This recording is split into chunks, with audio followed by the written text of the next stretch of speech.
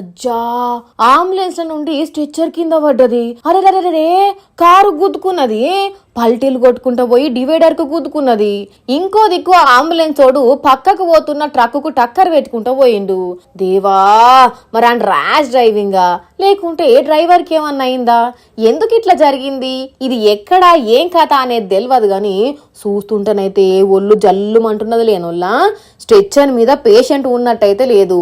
మరి డోర్ చక్కగా ఏకపోవడం చేయంగా గిట్లా జారి సడన్ గా డోర్ ఓపెన్ అయ్యేసరికి గాలికి కంట్రోల్ తప్పింది కావచ్చునో బండి, అందుకే అట్లా ట్రక్కు గుద్దుకున్నది టక్కున.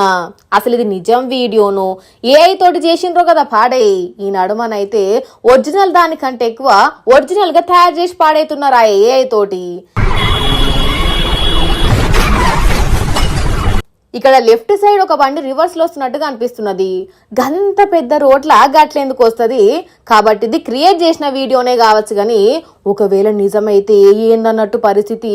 ఇంకా నయం స్ట్రెచ్చర్ మీద ఎవ్వరు లేరు, ఉంటే అమ్మో తలుసుకుంటేనే తలకే తిరుగుతున్నదిలే.